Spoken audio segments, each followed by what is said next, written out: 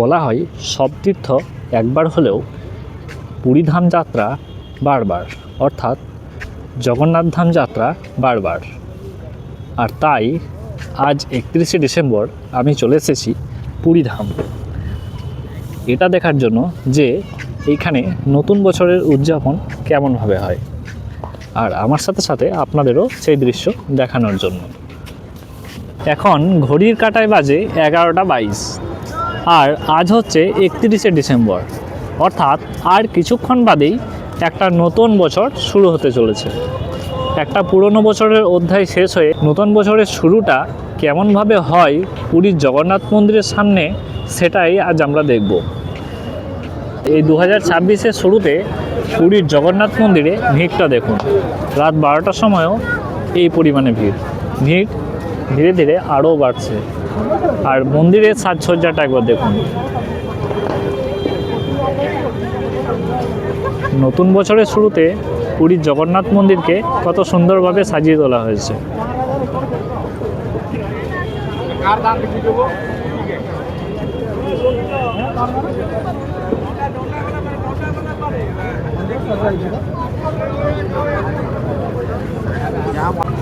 চার ধামের এক ধাম এই পুরী জগন্নাথ ধাম। আর বিশ্বাস করা হয় যে পুরী ধাম হচ্ছে কলিযুগের ধাম, অর্থাৎ প্রভু জগন্নাথ হলেন কলিযুগের শ্রেষ্ঠ ভগবান। আর 2026-এর শুরুতে প্রভু জগন্নাথকে দর্শনের জন্য রাত 12টার সময় অগণিত ভক্তদের ভিড় জমেছে পুরীর জগন্নাথ মন্দির চত্বরে। আসুন আপনাদের জগন্নাথ মন্দিরের চত্বরের ভিড়টা একটু দেখায়।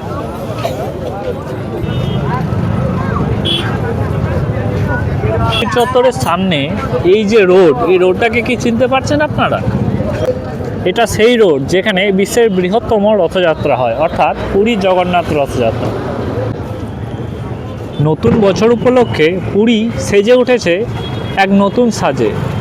জগন্নাথ মন্দিরের সামনে তার দৃশ্য স্পষ্ট।